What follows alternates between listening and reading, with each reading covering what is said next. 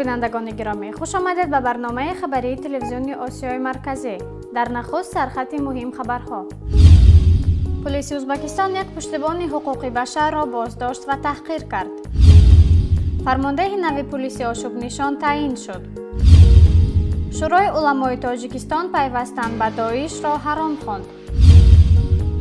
ҷаласаи сарони ниҳодҳои интизомӣ ва амнияти кишварҳои узви созмони ҳамкории Шонхой дар Душанбе баргузор мешавад. оё занги мобилӣ аз Русия ба кишварҳои ҳамсуд арзон мешавад? Елена Урлаева, яке аз мудофиёни шинохтаи ҳуқуқи башар дар Ӯзбекистон, мегӯяд, кормандони пулис ӯро боздошт ва таҷовузи ҷинсӣ карданд.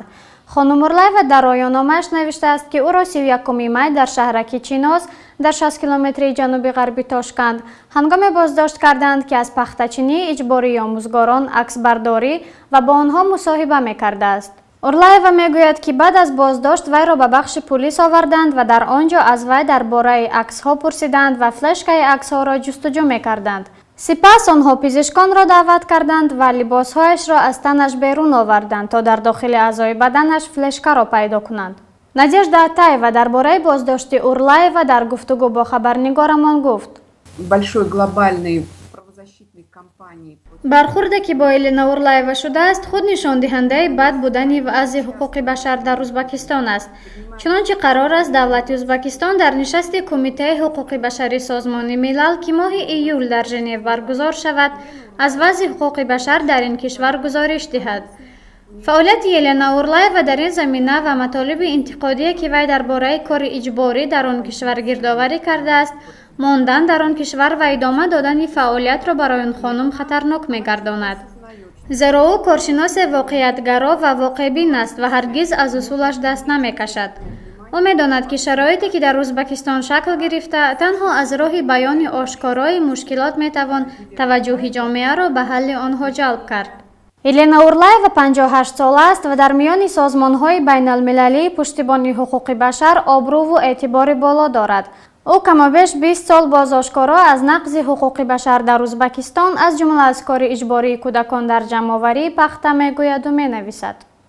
В Узбекистане гузоришҳое, ки Елена Урлаева аз вай ҳуқуқи башар дар Ӯзбекистон ба ҷомеаи маданӣ медиҳад, таъид мекунад, ки дар он кишвар наве аз бардадории муосир шакл гирифта ва давлат ба иҷбор аз омӯзгорону пизишкону кормандони дигар риштаҳои муҳиме кор мекашад, ки пояҳои манофеи миллиро шакл медиҳанд. Масалан, пизишкеро, ки бояд дар бемористон дармонҷиёнро доруву дармон кунад, маҷбур мекунанд дар пахтазор панба бичинад. Чунин бархурде нақзи ҳуқуқи башар аст ва бояд шадидан накӯҳиш шавад. Ногуфта пайдост, ки ин падида барои давлати Ӯзбекистон мушкилҳое дар сатҳи байнулмилалӣ месозад. Кӯшиш мешавад онро пардапӯш кунанд. аз он ҷое, ки Елена Урлаева бо фаъолияташ парда аз рӯи ин мушкил бармедорад, онҳо ӯро на танҳо латтукӯб, балки таҳқир ҳам кардаву ҳурмату иззаташро шикастанд. Ин гуна бархурдро бояд шадидан сарзанишу накӯҳиш кард. Надежда Атаева ҳамчунон мегӯяд, Урлаева ва дигар пуштибонони ҳуқуқи башар мухолифи истифода аз кори иҷборӣ ҳастанд, ки дар Ӯзбекистон корбурди фарогир дорад. нерӯҳои ошӯбнишони Вазорати умури дохиларо аз ин пас Сарҳанг Хуршед Муҳаммадзода фармондеҳӣ хоҳад кард. ӯ моҳи декабри соли гузашта фармондеҳи нерӯҳои дохилии Вазорати умури дохила таъин шуда буд. вай 43 сола аст ва дорои таҳсилоти олии низомӣ ва ҳуқуқист. ӯ аз соли 1990 то кунун дар сохторҳои низомӣ ва интизомии Тоҷикистон кор карда ва бо нишонҳои ҷасорат ва спитаман сарфароз шудааст.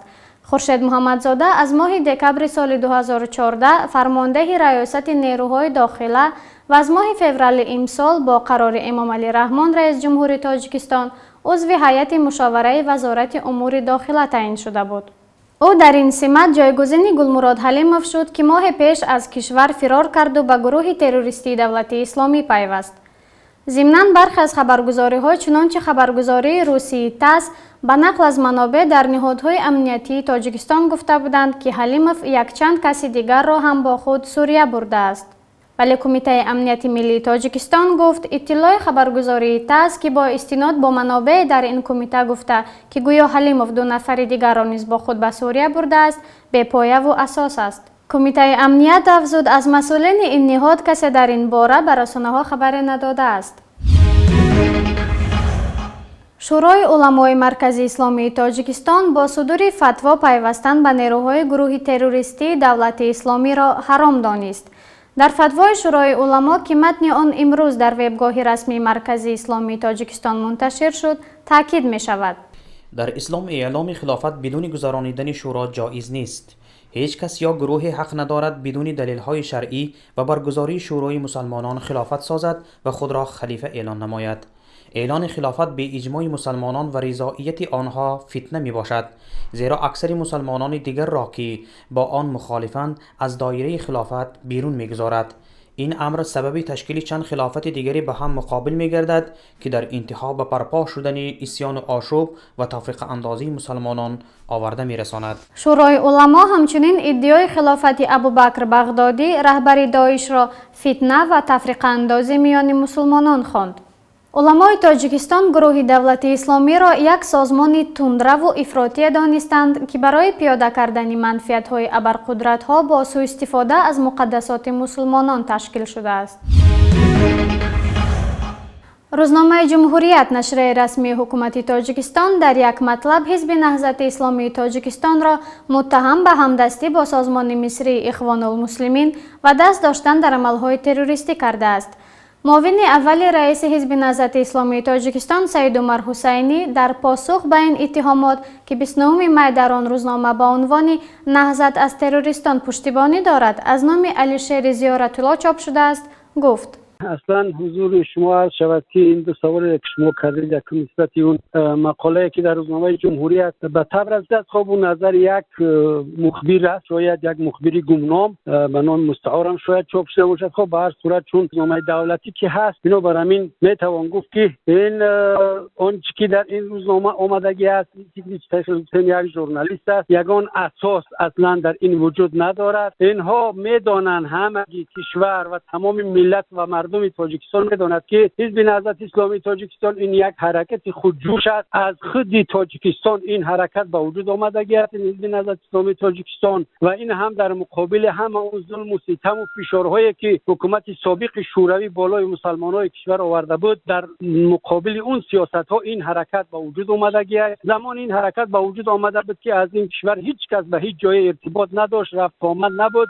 یگان جای جهان را ما اخبارش نمیدونستیم و این حرکت را ما به وجود آورده بودیم. خب تا اینکه همگی میدانیم که سال 92 این حوادث شروع شد و مردم هجرت کردن، از آن جمله حزب نهضت اسلامی تاجیکستان هم بعد از 20 سال موجودیت خود مهاجر شد به خارج کشور رفت و بعد نمیدونم کشورهای دیگر ارتباط پیدا کرد و با شاید اخوان المسلمین و با دیگرها هم، ولی هیچ ربط این حرکت به اونها ندارد و باید بگیم که حرکت اخوان المسلمین را من زیاد هم دربارش نمیدونم، تنها در این سال‌های اخیر دربارش بعض خبرها شنیدگی هستیم و حزب نهضت اسلامی تاجیکستان باشد همقدر میدونم که یک حزب خودجوش است، خودش به وجود اومدگی است و یگان حرکت‌های جهانی این که تابعیت ندارد. درست است که در ارتباط حسنه نه تنها به حرکت‌ها و حزب‌های دینی و اسلامی بلکه به هر حزب‌های دنیوی و حکومت‌های دنیوی نیز در ارتباط خوب و حسنه هست. کاملا گفتنی هستند که این ادعاهای اون روزنامه هیچ اساس ندارند. درست است که آنها اخوان المسلمین نام دارند، ما هم شاید به خاطری که نام ما در اسلامی است بگن یا به هم ربطی داشته باشند. من اصلا در برآمدهای خود قید کرده بودم، نه تنها برآمدها بلکه در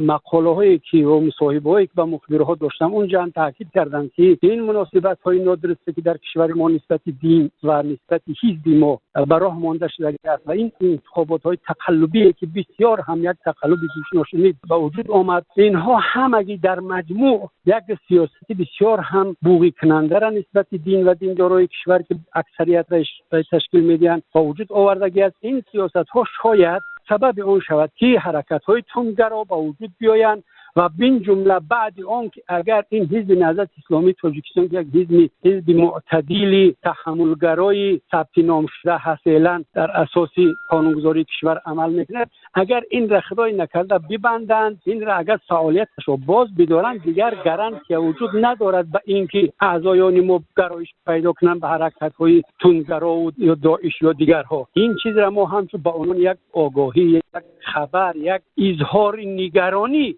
حکومت بگی چنین سیاست‌های اشتباه و غلط را برای نمانند که نتیجهش را هم حالا تا ادیان اسلامی بلکه از کارمندان بلندپایه حکومت نتیجه سیاست نادرستی که در مقابل دین و دینداری هست احساس کرده بود. خادمان خیلی بلندپایه این کشور به حرکت‌های تندگرا شمختان خوب در جریان هستند. الحمدلله حزب نهضت اسلامی تاجیکستان تا امروز هیچ کدام از بخصوص از مسئولین او به این حرکت ها گرایش پیدا نکرده هستند. ها یگان کس را شاید از اونجا آورده باشند و با ضرب مشت لغت او را مجبور کرده باشند که بگو من از حزب اسلامی هستم و این را دلیل میارن که این هیچ دلیل نیست، چون که ما دیگه که همگی اعضایان خود را وصیت به آن کردگی هستیم که اگر شما به اسلام خدمت کردنی هستند، امروز خدمت اسلام همین حزب نهضت اسلامی تاجیکستان حزب قانونی، حزب رسما ثبت نام شده است، در همین جمع شوین و خدمت های خود را در همین حزب برای این ملت و این مردم کرده باشین و به هیچ گروه های دیگر غیر دین تاجیکستانی همراه نشود که اونها خیر شما، خیر ملت و خیر کشور شما را نمیخواهند. ما هم اعضایانمون را ان شاء الله توانستیم تربیت کنیم، ولی طرف دیگر که ما را فقط گناهکار میکند افراد خودش را، حتی افرادی را که خیلی برای آموزش آنها مبالغ زیاد صرف شده است ولی نتوانستند که زیر کنترل خودشون بگیرند. وزیران دفاع کشورهای عضو سازمان پیمان امنیتی دست جمعی و وزیران امور داخله و امنیت عمومی کشورهای عضو و ناظر در سازمان همکاری شانگهای در تاجیکستان نشست‌های جداگانه برگزار می‌کنند. دفتر مطبوعات وزارت امور خارجه تاجیکستان اطلاع می‌دهد که نشست وزیران دفاع کشورهای عضو سازمان پیمان امنیتی دست جمعی 3 و 4 ایون در دوشنبه برگزار می‌شود. سخنگوی وزارت دفاع جمهوری تاجیکستان فریدون محمدعلیف گفت که در این نشست که ریاست آن را وزیر دفاع تاجیکستان سپهبد شیرعلی میرزا بر عهده دارد، وزرای دفاع روسیه، ارمنستان، بلاروس، قزاقستان و قرقیزستان شرکت می‌کنند. همزمان نشست وزیران امور داخله و امنیت عمومی کشورهای عضو و ناظر در سازمان همکاری شانگهای نیز 4 تا 6 ایون برگزار می شود. در این نشست مسائل امنیت در مرزهای کشورهای عضو این سازمان، تشدید جنگ و ناآرامی ها در افغانستان و برخی از کشورهای خاور نزدیک بررسی خواهند شد. اپراتورهای شبکه‌های تلفن موبیل روسیه پیشنهاد سازمان فدرالی ضد انحصاری این کشور برای کاستن نرخ خدمات را پذیرفتند، چنانکه مسئول روابط عمومی این سازمان انا ارلووا به خبرنگار ما گفت این پیشنهاد را کارگروه مشترک سازمان‌های ضد انحصاری روسیه و جمهوری‌های عضو اتحادیه کشورهای مسعود و ترکیه تهیه کرده بودند. پیشتر در نامه از شرکت‌های موبیل روسیه از جمله MTS، میگافون و ویمپلکام درخواست شده بود که نرخ خدمت رسانی فراگردی یا رومینگ را ارزان‌تر کنند. شرکت‌ها این پیشنهادها را پذیرفتند و در روزهای نزدیک آن را عملی خواهند کرد. بینندگان گرامی، در همینجا برنامه خبری امروز به پایان می‌رسد. برای همه شما بردباری ها را تمنا دارم. خداحافظ.